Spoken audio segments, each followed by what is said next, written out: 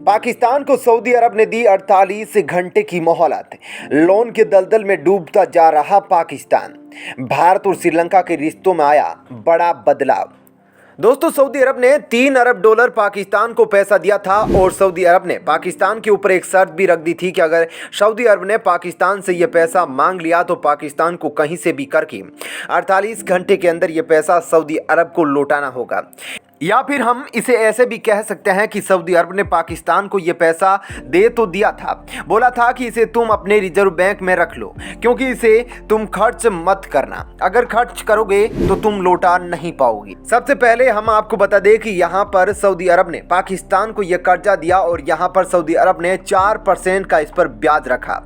यहाँ पर सऊदी अरब ने पाकिस्तान के सामने कोई भी भाईचारा नहीं दिखाया, लेकिन पाकिस्तान की यहाँ पर मजबूरी थी, उसके पास पैसा बिल्कुल नहीं था, इसलिए पाकिस्तान ने इसे 4% ब्याज पर भी सऊदी अरब से पैसा ले लिया और इस पैसे को सेंट्रल बैंक में आने में भी काफी महीनों का समय लग गया।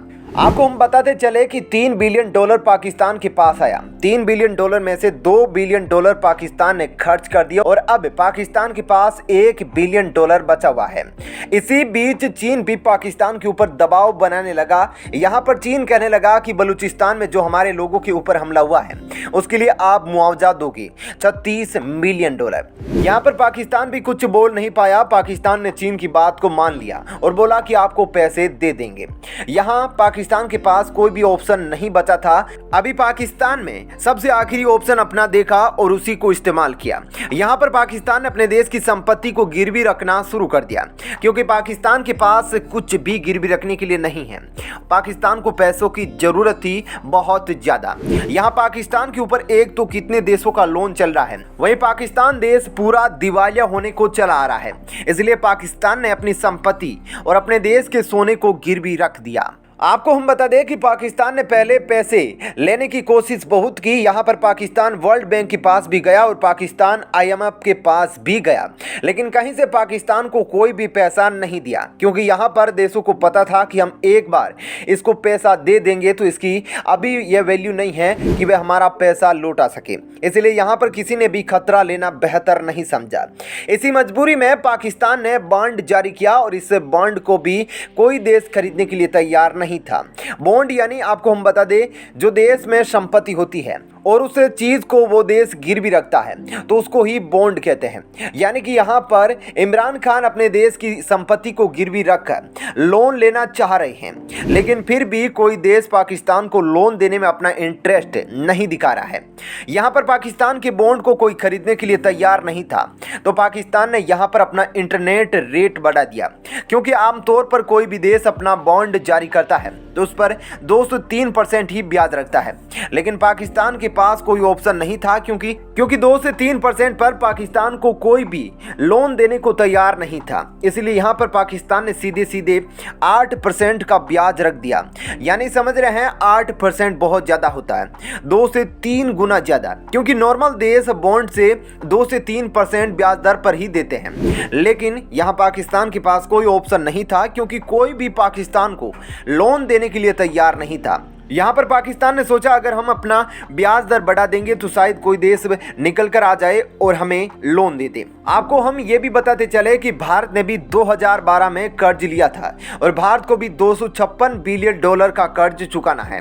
इसी 2022 के महीनों में भारत के लिए ये कर्ज चुकाना वैसे तो काफी आसान है, लेकिन पाकिस्तान के लिए अपना कर्ज चुका पाना बहुत ज्यादा मुश्किल है। यहाँ पर हमको पाकिस्तान साफ साफ दिवालिया होता हुआ दिखाई दे रहा है क्योंकि यहाँ पर पाकिस्तान के पास पैसा बिल्कुल भी नहीं है और उसके पास कर्ज चुकाने का समय आ रहा है क्योंकि एक देश से उसने कर्ज तो लिया नहीं है, उसका कर्ज अलग अलग देशों से अलग अलग मात्रा में मौजूद है और उसकी जो ब्याज दर है वह काफ़ी ज़्यादा मात्रा में है। यहाँ पर भारत भी अपना बॉन्ड जारी करेगा और भारत इतना कम ब्याज दर रखेगा कि भारत की राष्ट्रीय चीज़ों पर कोई खतरा ना आने पाए, लेकिन पाकिस्तान को लोन देने के लिए कोई भी देश आगे की तरफ नहीं आ रहा है, इसलिए पाकिस्तान ने ब्याज दर बढ़ा दी जिसकी वजह से पाकिस्तान डूबता हुआ चला जा रहा है।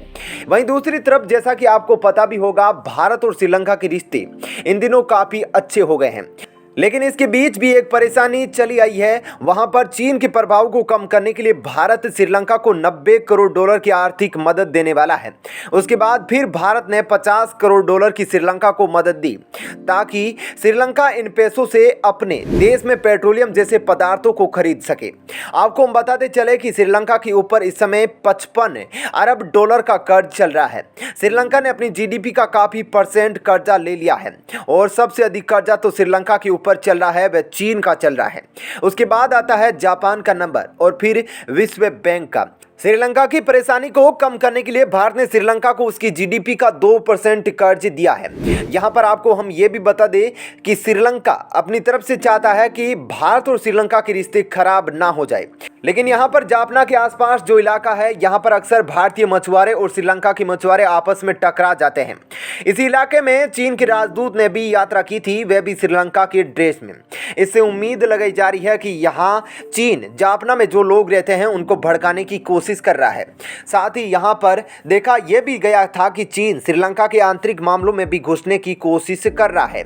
इन सब के बीच 56 मछुआरे भारत के पकड़े गए श्रीलंका की तरफ से, जिसके बाद उनको तुरंत गिरफ्तार कर लिया गया। जिसके बाद भारत सरकार तुरंत एक्टिव हो गई और भारत सरकार ने यह सूचना एम्बेसी को दी। एम्बेसी ने तुरंत उन लोगों से जाकर मुलाकात की, उनको सारी सुविधाएं मुहैया कराई। आपको हम बता दें यहाँ पर भारत जो श्रीलंका से उम्मीद लगा रहा था वह यह था कि श्रीलंका उन मछुआरों को जल्द से जल्द छोड़ देगा, क्योंकि श्रीलंका के ऊपर भारत का काफी कर्जा चढ़ा है। जिसके बाद श्रीलंका को भारत से अपने रिश्तों को पहले जैसा बनाए रखने के लिए इनको तुरंत छोड़ देना चाहिए था। यहाँ पर अभी तक श्रीलंका ने इन लोगों को छोड़ा नहीं है, लेकिन उम्मीद लगाई जा रही है कि श्रीलंका को इन लोगों को छोड़ देना चाहिए था, क्योंकि समुद्र में पता नहीं चलता कि कब उन्होंने अंतर्राष्ट्रीय सीमा को डाक लिया है और दूसरे देश में चले गए हैं। ऐसे में समुद्र कोई लाइन तो खींची नहीं होती, जिसकी वजह से उनको भी पता नहीं चल पाता कि कब किस देश में चले गए और कब किस देश में चले गए। हमने ऐसा देखा है कि श्रीलंका के मछुआरे भी भारत में कई बार आए हैं और भारत ने उन्हें समझा बुझाकर वापस श्रीलंका में भेज दिया, और भारत ऐसे मछुआरों को गिरफ्तार भी करता है तो उन्हें कुछ दिनों बाद वापस लौटा देता है। श्रीलंका से यही उम्मीद थी कि श्रीलंका भारत के मछुआरों को रिहा कर देगा, लेकिन फिर वही सवाल था कि यहाँ पर श्रीलंका मछुआरों को रिहा नहीं कर पा रहा था, जिसकी वजह से लोगों को लग रहा था कि यहाँ पर चीन ने श्रीलंका को बहका दिया है। लेकिन अभी गणतंत्र दिवस से पहले श्रीलंका ने एक बड़ा ऐलान कर दिया और भारत के 56 मछुआरों को रिहा कर दिया, और इसके बाद भारत ने फिर श्रीलंका को धन्यवाद किया है। भारत ने इस कदम को उठाकर अपने और भारत के रिश्तों को और ज्यादा अच्छा करने की कोशिश की और भारत के मछुआरों को रिहा किया। दोस्तों, क्या पाकिस्तान इस दिवालिया वाली स्थिति से निकल पाएगा? आपकी क्या राय है? आप हमें नीचे कमेंट करके बता सकते हैं। जय हिंद।